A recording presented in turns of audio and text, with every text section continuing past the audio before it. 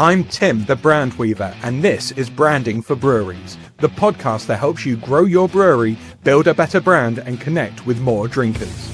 Each week, I'm joined by the brightest minds in the beer world, sharing practical tips to help your brewery stand out and sell more beer. Let's get stuck in.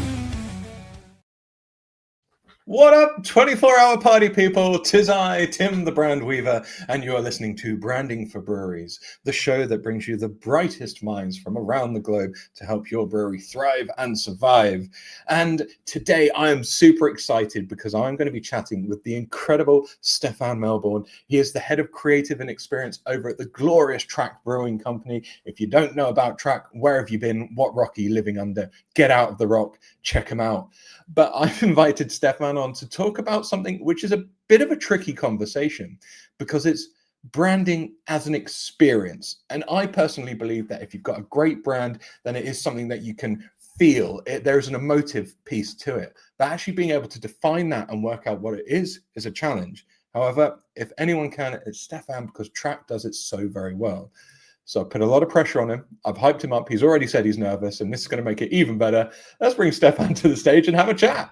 Hello, mate. Hi, mate. How are you doing? I am good, buddy. Are you ready for this? I think so. I'll give it my best shot. Oh, well, that's all I can ask, my man. That's all I can ask. It's a Christmas little pleasure to be chatting to you, man. I suppose before I start hitting you with the hard questions, maybe could you give a little bit of a background as to yourself, Bud, you know, what you've been doing, and of course a little bit about Track for maybe those people overseas who don't know about the brewery. Yeah, so we just actually turned 11 just the other day, and I've been here, I guess, 10 3/4 years. So I came on kind of just after Sam had set the whole thing up. To speak a little bit, I guess, about my background, I was working in bars, I was doing music.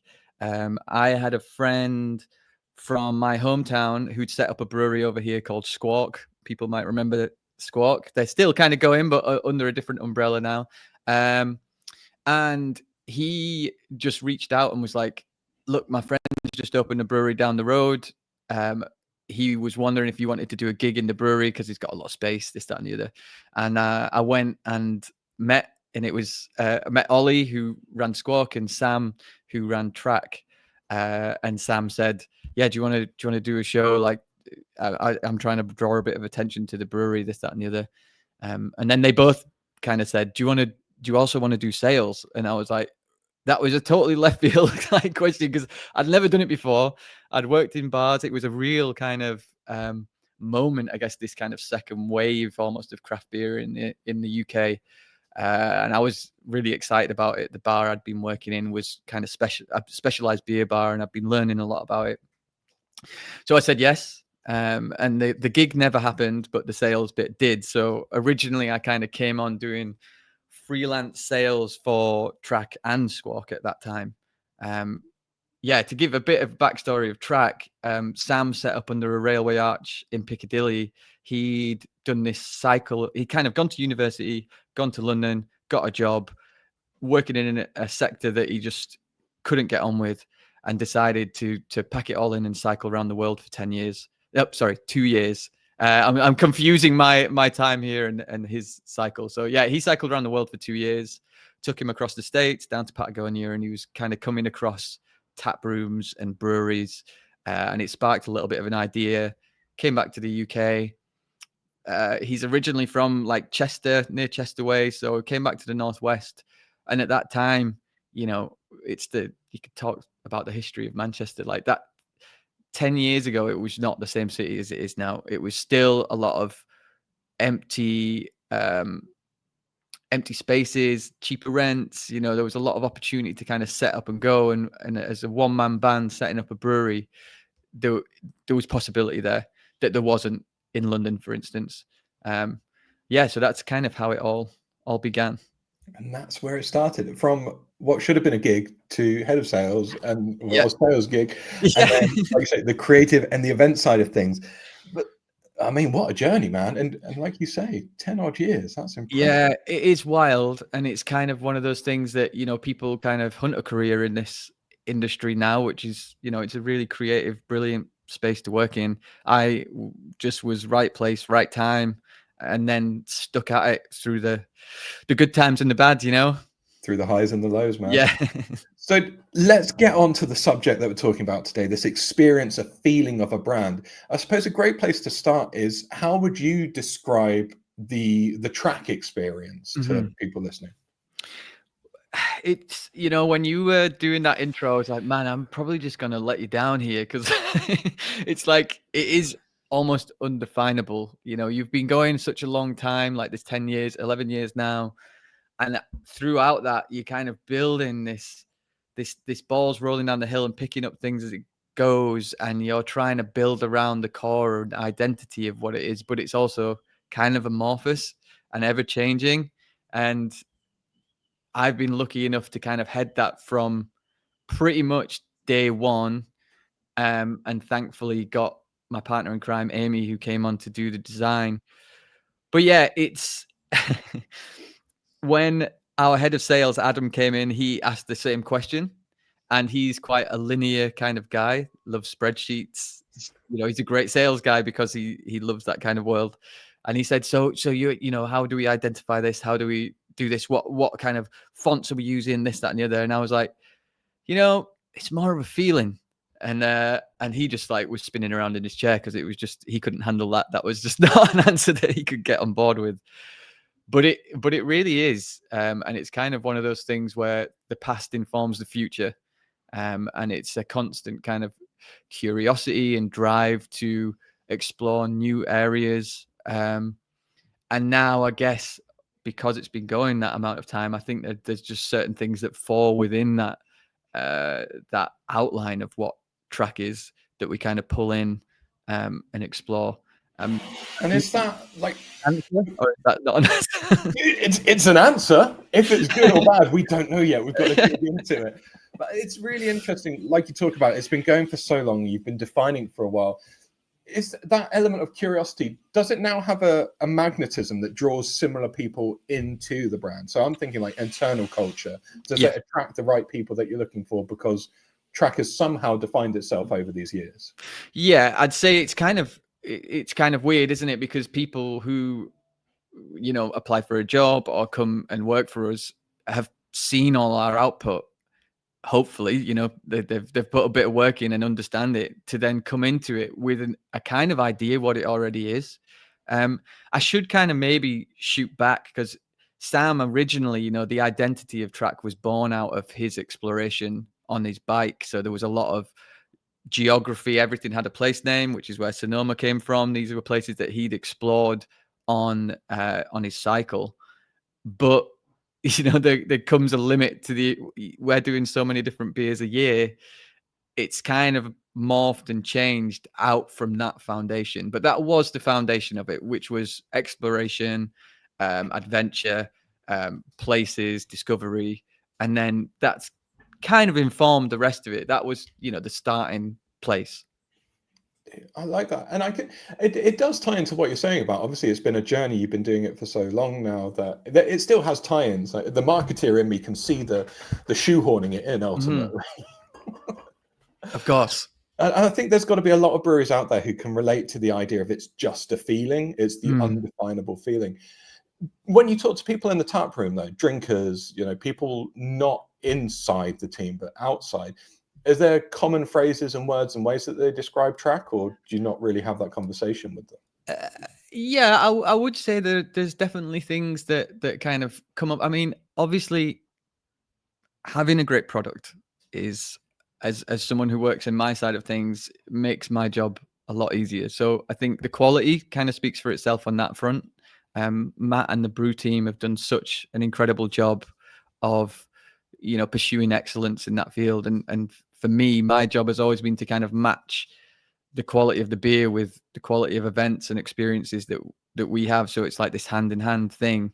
I guess like a creative element. I think Amy, what she's built through the branding and the colors and all of that kind of stuff, people really resonate with that as well. And I guess in our local community, we do a lot of work, external events, collaborations with other businesses, hosting events. You know, we had a ceramics fair in the tap room yesterday. So there's definitely a kind of community aspect to it where you feel, for me, it was really important to try and become a part of the fabric of Manchester. You know, like it's as you would go somewhere and think there's a producer of that region. If someone comes to Manchester, they know we're synonymous with that place, and it's got such a rich brewing history and beer history that we really wanted to be, you know,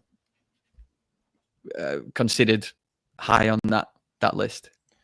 And you're seeing that more and more with a lot of breweries that are doing well, that they're getting anchored in a location. They're becoming the brewery of that space. Now, you said one of the three C's that you referenced the last time I chatted during that. So it only seems logical. Stefan, talk to me about the three C's that maybe you've come up with on your own, but what do Yeah. they mean and how do you use them? So yeah, I mean, for anyone that's kind of in those early days of starting a brewery, it's pretty chaotic. So the idea of forming your principles and stuff like that can be challenging because you're just brewing beer, packaging beer, getting it out the door. Everyone's working super hard. But when we kind of sat down with, you know, the idea of what Track is, and we were moving up to the new space, and me and Amy kind of just had a chat, you know, what are we about? Like, what is it that we're about? And we came up with these kind of 3C principles, which is community, creativity, and connection. And that's kind of a thread that runs through, or we try and make run through everything that we do.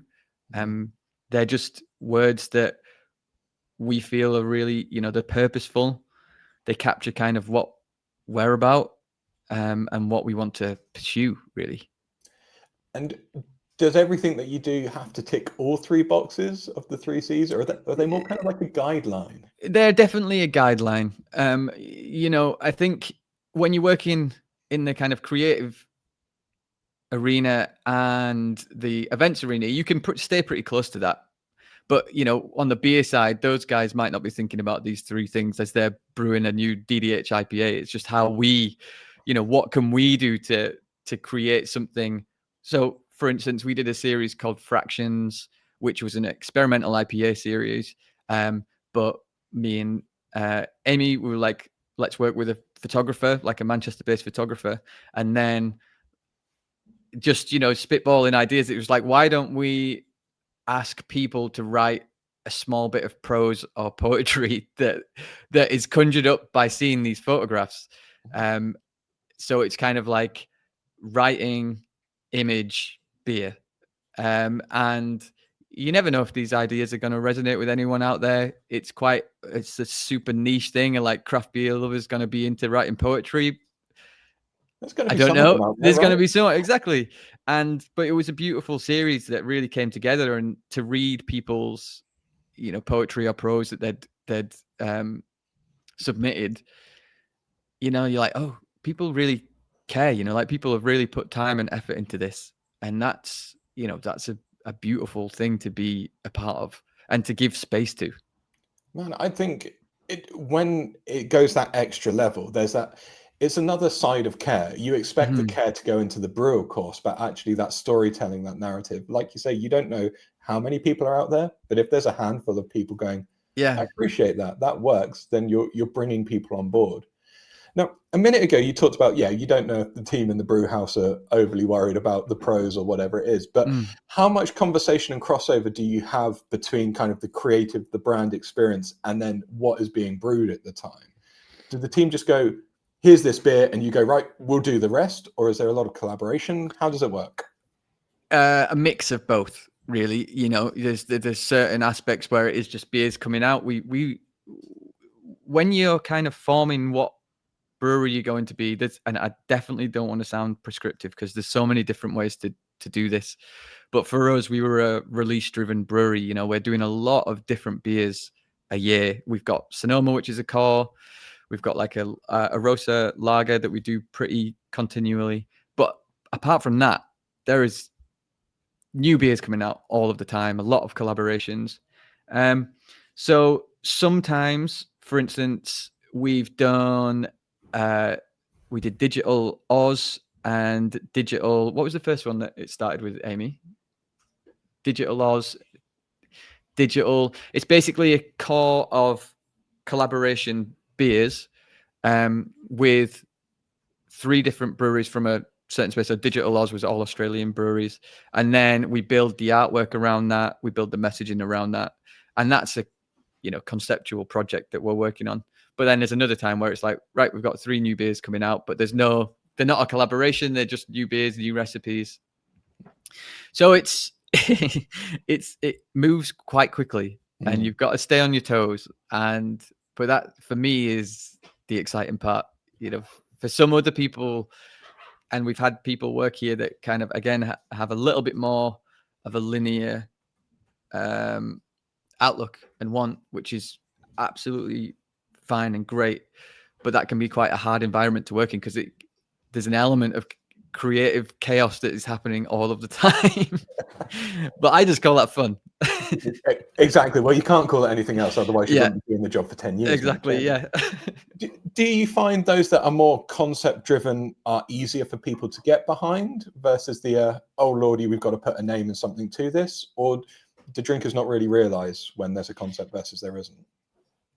Again, it's a bit of both. Some people really, really care. And that's kind of where you're working towards. And, if someone doesn't, that's absolutely fine. The beer just has to be delicious. But if they really want the body of work that goes into it. So for you work in this area as well, Tim, whenever you get more to work with, even a word change, that's a place to start building from. So if you've got 3 breweries from a certain country, then you can look at like, okay, what artwork can we work on? We explored different corals on the Great Barrier Reef and their shapes and colors, and then you're just building more body to the project, which means that it's easier to for people to kind of get on board with because there's more there. So we've done it. It started a lot in lockdown. With lockdown, no one was doing anything. So you had everyone's attention. So it's like, okay, well, what are we going to do with this attention? We can just say, this is an IPA, this is this is that. Or we can actually think about this and add story and elements that make this a lot more exciting than just a beer in a can. So, we did the Gold Top series, we did the Digital Age series, which was kind of bringing together collaboration through the internet because that was all that we had at that time. We had the Reflection series, which was kind of like looking back at beers that had inspired us. So always trying to think a little bit outside the box and explore areas that maybe haven't been explored before. And again, it just makes it a lot more fun to do. 100%, man. I think I've had the conversation with a number of people who work in breweries, and COVID was such a devastating time for a lot of people. But something I found it's gifted a lot of people in the brewery space, at least, was time, the opportunity to think about stuff and like connect the dots a little bit better. And like you say, the Gold Top and the digital releases, it was all thanks to actually spending that time and going, right, what are we going to do with this? So we've touched on obviously the story and the narrative and how that can impact the cans and what you're putting, out there. But then obviously a big part of your work is the event side of things, like the physical touch point, people coming into a place.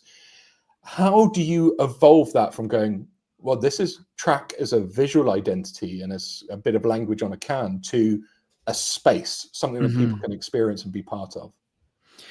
Yeah, I mean, I get laughed about this, but I have a little events triangle that I kind of work from. That again, just a little bit of framework that ties things in.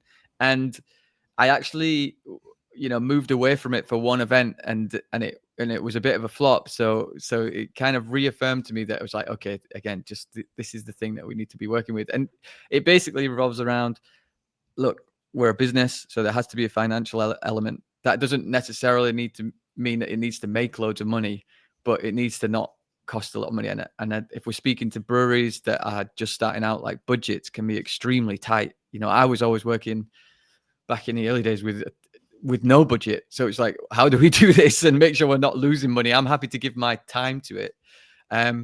So there's the financial aspect, which is kind of like the bottom part of the triangle. Then the 2 other sides are relationship. So is it furthering a relationship or is it building a relationship? And then the other side is kind of exposure, which is just like, who is this? Who's going to see this? Is it opening us up to a new audience? Is it shining a light on our beer in a way that we think is really great? And I always aim to have two sides of that triangle in every event that we do. Ideally, obviously 3, but 2 and 1 always being the kind of financial side, because I still have the mentality of someone that's in a small brewery that doesn't have budget. So, that is embedded in me, which is, I think, quite a good place to start from. And I would think that most brewers, when doing the events, like finance has got to be up there in the top of their mind, because either there's a lack of it or they want to make it. But even just having those 2 extra, legs on your stool to guide you, to me, it sounds like a no-brainer. It just helps make things so much clearer. And it's not exactly like the track, trademark triangle. Those 3 things that you talk about there, obviously, kind of the finance, relationship, and exposure. Every brewery, I would have thought, should be wanting to achieve something similar with their own brand twist on it. Yeah, I'd say so. I mean, it's just like, and again, for me, it just makes it more fun to do and meaningful. I think if you're trying to find meaning in what you do, and I have to have that to get out of bed in the morning, I think a lot of us probably do, then being able, and I'm wearing one of the best cities in the world. I'm a little bit biased, but like for the food and drink kind of side of things, it's such an honor and a privilege to get to collaborate with some of the people we do, and they're really wonderful human beings that are started from nothing, or have taken that step into the dark trying to create something. And I love those kind of people that are just putting it all on the line in the pursuit of something that they're passionate about. And like you say, those are the people that you've attracted over this time, that's helping you to push that big old track ball up the hill to where you want to go, man. So that's how you kind of decide what you put on in a tap room. But naturally, like you mentioned, you guys, started in an archway. You've then, over the time, had this wonderful opportunity to create your own tap room, to create your own home more than anything. What kind of, choices were you making around the branding experience when actually fitting out the tap room to create something which isn't just your standard bench and industrial vibe tap room? We did a lot of throwing some benches in an archway, serving some beers. We because we had to. It was part of business. But I always dreamed of having a space. And Sam did, going right back to those early stories of him visiting tap rooms in the US and seeing that kind of community aspect, and also just a place where people are drinking beer super fresh and you can see it being brewed. That was very much, I think that's the thing that aligned all of us from the beginning, was one day we'll get there. And we were lucky that we started in that small archway and came up to where we are now, so we could be really deliberate about the tap room. And we all, myself, Matt, head brewer, and Sam, owner, were very aligned that was the crown jewel of the whole space. It needed to be great. Now, it's quite interesting with design, because you kind of know what you want it to be, but you don't know how to get there. Luckily, we have Amy, who's our in-house designer, who I work with very closely. But when we were kind of looking at different designs, I had a friend, Gareth, who's this, I would call him a genius. He's a cabinet maker, but he makes works of art, So I wanted to work with Gareth. I knew that. And we threw a couple of designs. We got something rolling, but it all felt a little bit conservative, just kind of like wood. There's a bar, there's, drop down lights. And it was like, okay, that would probably be a okay space, but it just didn't feel like it really caught who we were and what we were about. Gareth was sharing a studio with Mike and Sean, who were graphic designers and had done a bit of interior work. And, what happened then was, it was the beauty of collaboration, which was that they took all of Amy's work. They took all of the cans, the label designs. They distilled it down to a kind of color palette. They worked with Gareth on the, what is possible to do here. Gareth is very detail orientated, so he wanted just to make sure that everything was of really high quality, but also there were just little, nuggets hidden in spaces that you might not even know about, but have an effect as a drinker in that space. So it was through kind of the alignment of Gareth, Mike and Sean and Amy that we got to the place that we did. And it was, it wasn't the first try. We didn't get it at the first try. It was a lot of back and forths and kind of, we like this, but don't like this. We like this, but don't like this. And thankfully where we landed is just, I still pinch myself that I get to call it kind of my place of work. It feels, I think, I love seeing people come into it for the first time because we're on an industrial estate in Manchester. It's not the most glamorous outside, but when you walk through those doors, there's a little bit of that kind of, and I don't mean to sound, whatever I sound like it does, but there's a little bit of a wow, like when people come in, because you have come from that kind of bleak outsideness to this color and shape and sound and noise, and you really bring people into the experience of us as a brand, but also as a brewery, because you can see the beer being made, you can smell it, you can just absorb it all from all kind of, it's a full sensory experience. What I love about that is it's a continuation. For a lot of people would know about Track because of the cans, and they would have picked one up in a shop somewhere. But then to be able to continue that into like a place, into the tap room where, like you say, the colors are still there, this sense of motion and movement that you see on the cans, is something that I don't see a lot of breweries embracing. And it might be budgetary side of things. It might just be because it's not a consideration, or half the time there's a rush to go, we've got to get a tap room open because we've got to start making money. But do you have any particular pointers to those who are thinking, yeah, maybe we should invest a bit more money and time into the tap room? Like, what are those like 3 things that you'd say, okay, think about X, Y, and Z if you are going to invest a bit more time into creating a space?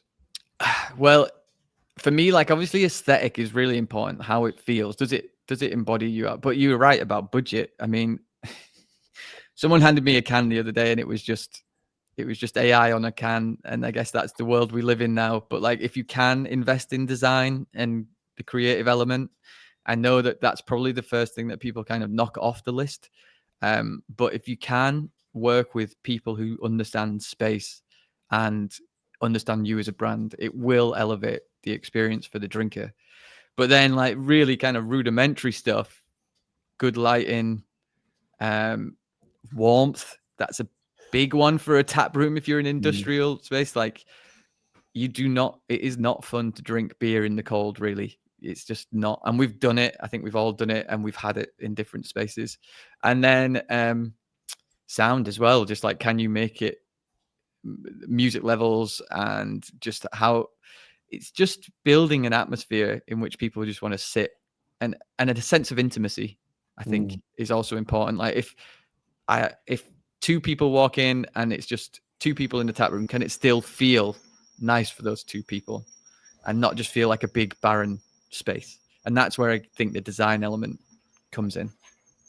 And you touched on like each of the senses there as well. Obviously the taste, no brainer, it's a tap room, you're going to get beers there. But the smell, the sounds, what you're seeing, what you're feeling, if you break down all of those and kind of go, how do we communicate our brand through those? My goodness, you could create some incredible spaces and opportunities there. Well, you will create in space. You will create a space that's true to you. Now, how that communicates with is subjective, right? But like, if it's true to you and your principles and how you feel as a brewery or as a brand, then it's going to communicate something, and it might really, really, build a kind of gravity around it that people want to be pulled towards. And so you've been making these right choices time after time. There might have been some bad ones in there. We'll come to that in a minute. But what I want to know is, like, are you just measuring success on a financial and growth metric, or are you going, this is working really well because insert answer here? Yeah, I mean, we were pretty resolute, which is, it sounds kind of crazy that growth would not be the most important metric that we would work with, because if, again, someone might be shouting at the screen, I don't know, but if you do all these things and you build something and you build it and it's got meaning and depth and people can relate to it, hopefully the financial aspect will come because of that.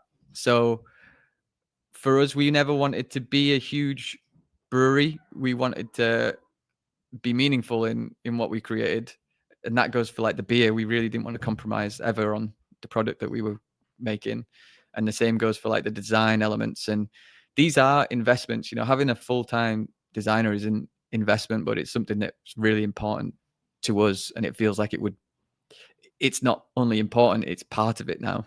I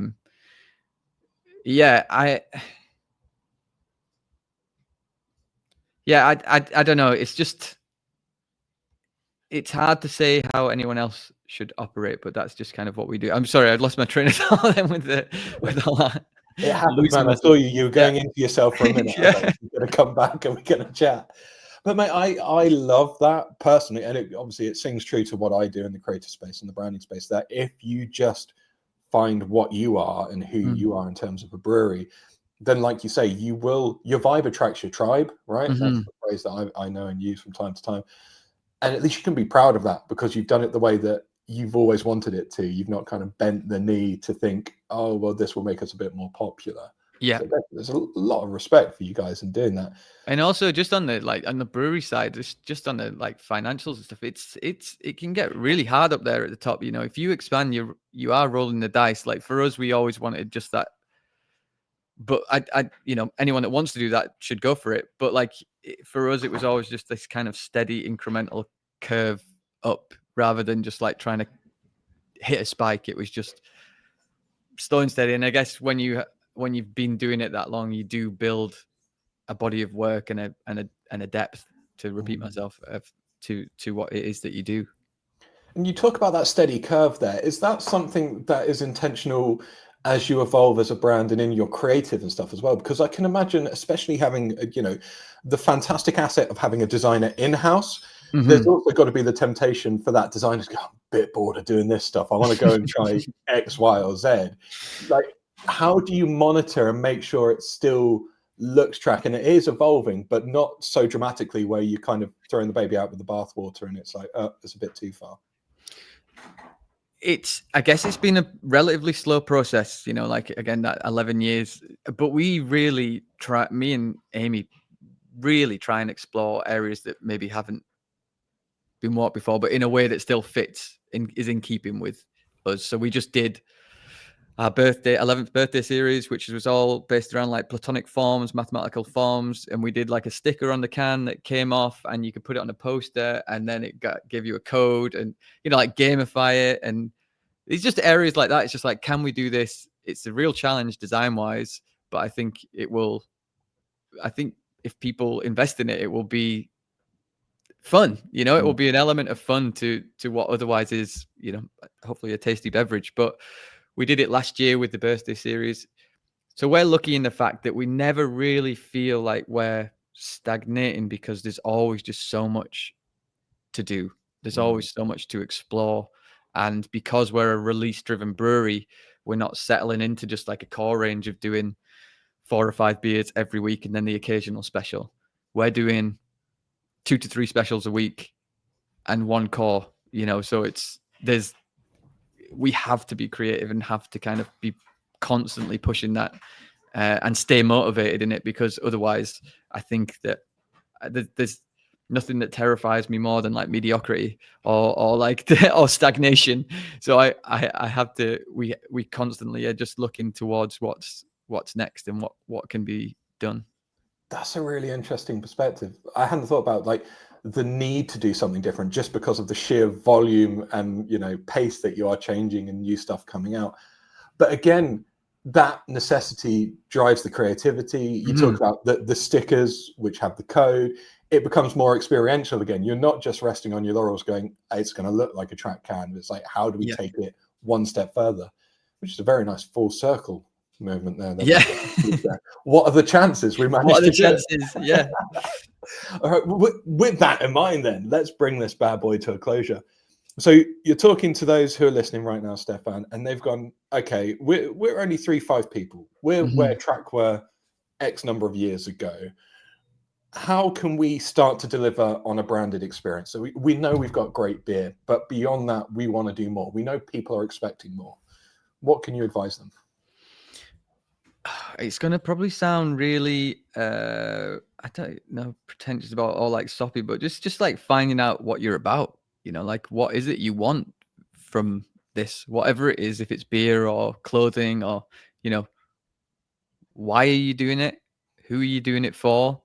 What would help you get out of bed in the morning? Like it's a relatively selfish on my half, because I get to explore this stuff from photography to book events to, running clubs. And it's very selfish in the fact that I like all those things. So beer is a great vessel to sit amongst so many different areas. Everyone likes a beer after they've done an activity.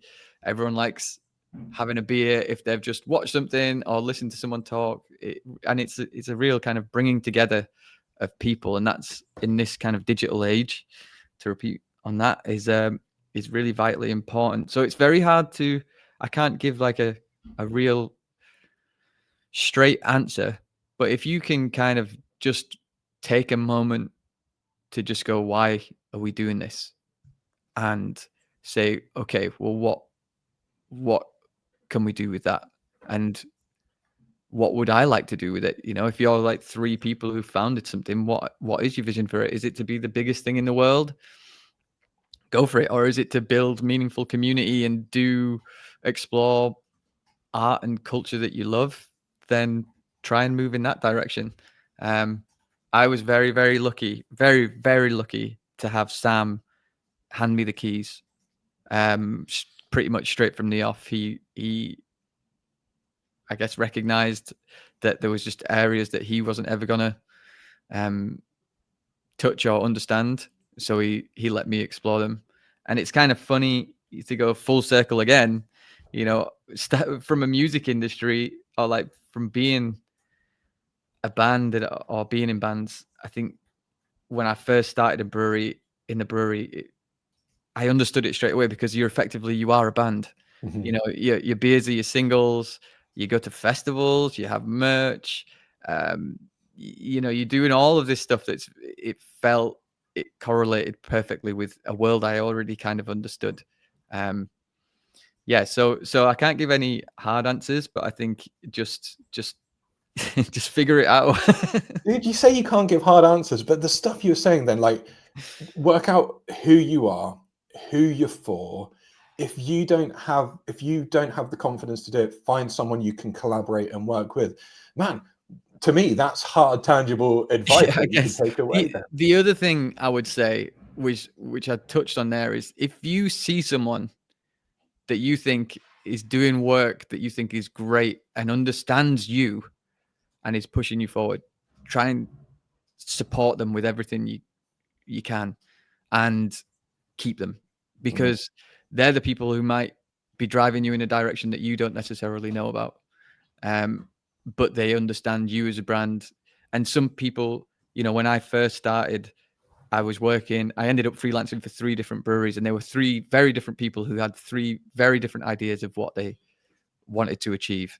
Um, Thankfully, the reason I kind of stayed and came on full time with Track is because Sam was happy to let me lead, and he was supportive in that as well.